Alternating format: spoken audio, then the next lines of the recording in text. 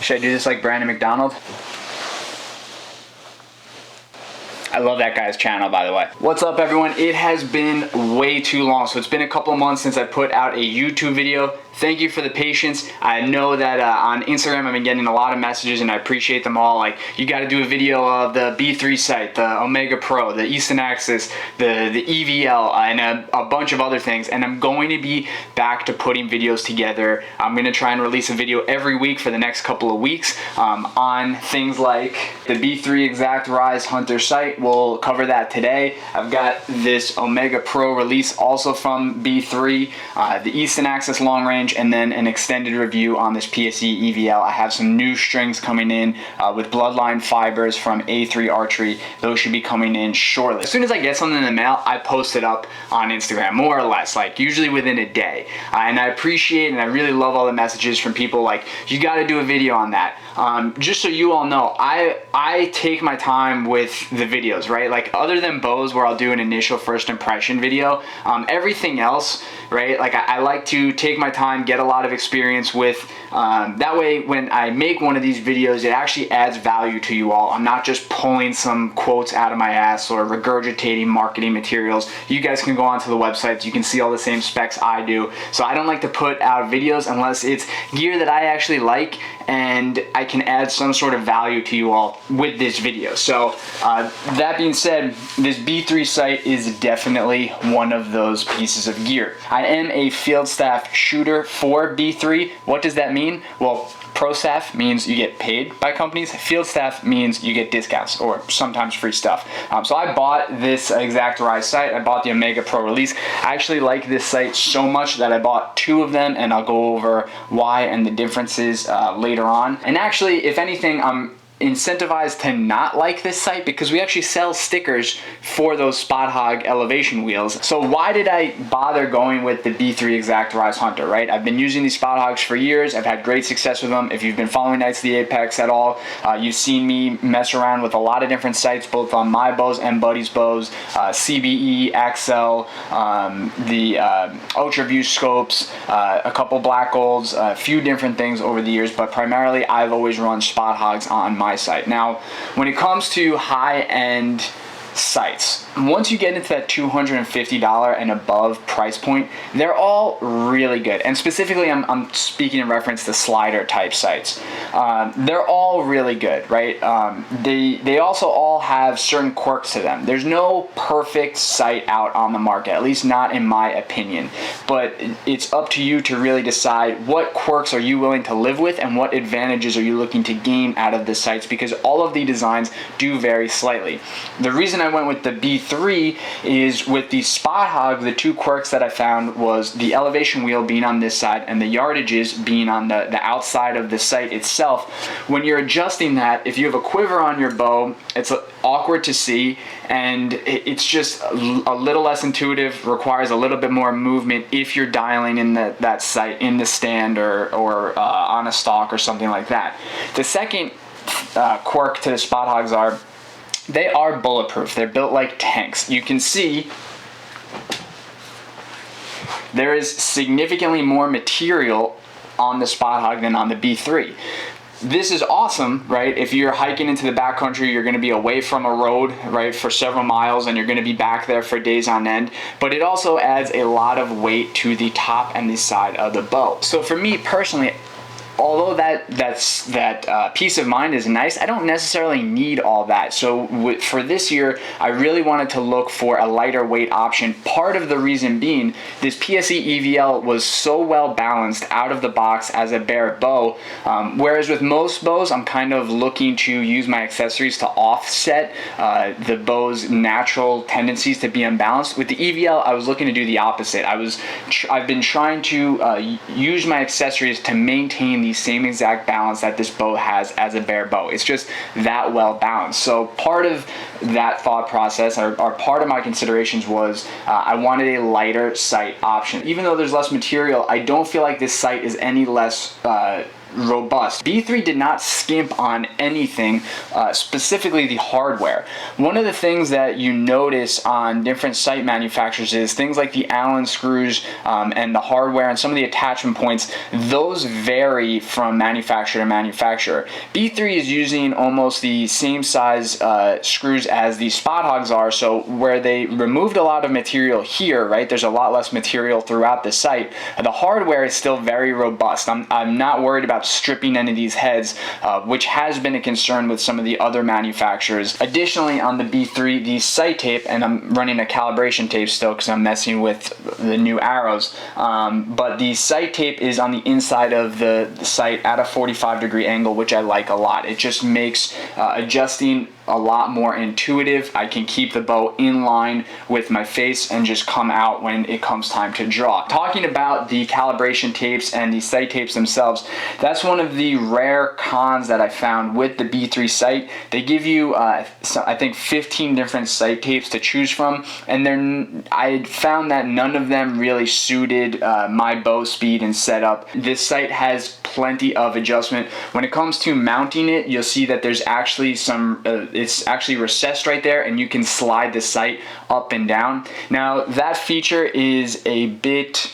duplicative on the PSEs because PSE gives you 6 different mounting hole options, which is really equates to 3 different mounting positions for your sight. And the purpose of that is, depending on your bow's speed, that allows you to mount your sight lower on the riser, bringing your center of gravity lower. The more weight above the bow you can bring closer to your hand, the lighter the bow will feel and the better balance it will feel. So I like to mount my sights as low as possible while still giving me enough clearance to get out to 100, 110, even 120 yards for those Total Archery Challenge shots that I'm going to be taking later this summer. So with the exact Rize, I've kind of got it mounted in like the middle position, but it's on the lower hole mounting option on the riser itself. But if you don't have a PSE, that's a great feature to have because it allows you to drop the overall mass weight of this sight closer to your hand. It does have second and third axis adjustment on there.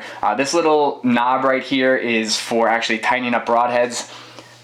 Personally, right, I'm not crazy about features like that. I don't know why the act, even though we're sticking arrows into a quiver right here, the act of sticking a broadhead into my bow, it just doesn't feel right. I'm just not a fan of that. I would rather just use my hand to tighten up my broadheads. The elevation knob itself, I really like. I like the fact that they have these 2 knobs right here, especially if you're messing around with gloves. It's very tactile, very intuitive to index, and you can make fine adjustments very easily. As far as adjustment and setup, you have tons of options with this as far as how to set this up. Right now I have the single pin option mounted to this sight. There's also you can custom order a multi-pin option, anywhere from 1 to, I think they even offer up to 5 or 7 pins. You got to check their website. But this is a 3-pin setup that I have. One of the cool things that B3 offers is not only can you customize the number of pins, but you can customize the color and the size of each individual pin. So on this 3-pin sight, I have 0.019 diameter fiber optics on for what's my second and 30-yard pin, and then my 40, which is also my rover for those further distances. I went to a slightly smaller 0.15 diameter fiber optic, which is just slightly smaller, but not so small that you lose it in bad light like I typically do. And this might just be my eyes, but I typically lose those 0.01 diameter fiber optics in bad light, whereas this 0.15 tends to hold light a little better, but isn't quite as large as the 0.19s. So it's in that like sweet spot for me. So really cool that B3 gives you that option. The pins themselves on the multi-pin versions are not micro adjust, so you're just using little Allen keys to slide these up and down, so not as refined a system as say some of the other sights on the market, but you do have micro adjustment for your left and right. So originally I bought 2 Exactorize sights thinking I was going to put one on my wife's bow, and I may still do that, but one of the really cool things that I realized you could do is you can actually, and B3 designed it this way, you can remove this entire sight system still has the indicator on there. So if I have this sighted in and my single pin sighted in, let's say I want to run my single pin for tack and I want to run my multi-pin for hunting, well, all I have to do is remove this one now, drop this one in, and I'm good to go. I've already got my indicator on there, put it on that whatever mark I need to, and I'm good to go. I can swap effortlessly between my target setup and my hunting setup as long as I've pre-sighted in these sights for the bow. So that's a really cool feature. Another thing I want to give props to B3 for is their sight lights.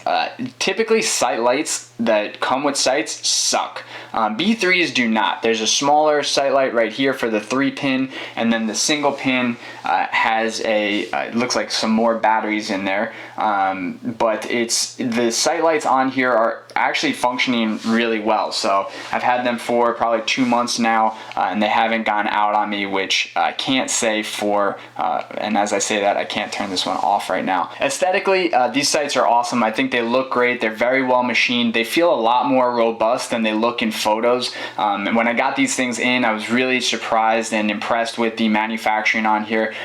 Some of the little aesthetic things that I like, they give you different ring colors that you can just change out just to whatever's best for your eyes or whatever you think looks coolest. One of the only quirks that I found with this sight, I was expecting the pins to be very fragile because they're not a blade type design like you would find on like the Spot Ogs or the Black Golds or the CBEs or the new True Balls. They are just a actual pin, like an actual post, but the posts are actually very strong.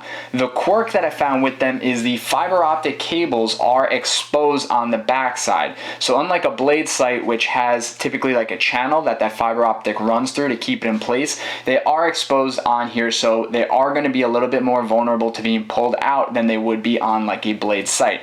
Now I'm not worried about the pins themselves moving at all. They're actually a very hard steel. They almost feel like they could be a tool steel or something like that.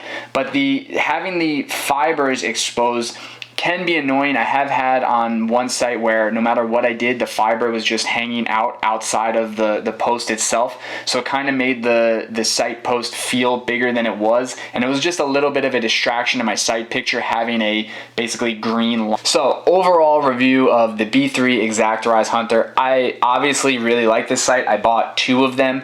I think it's a phenomenal option, especially for those guys and girls who, you want a high-end sight with all of the features, but you want to save some on weight. So I think this is a great option for those weight-conscious shooters. We're all starting to add more and more stuff to our bows. So if you can add a lighter sight to your bow, maybe that means you need less weight on your stabilizers, and you can keep your overall package a little bit lighter, especially when you're on the mountain. So I think this is an absolutely phenomenal option. Props to B3. They did a great job. This thing is retailing for, I want to say it's right around $300, so very competitive for the features that it has, the customization.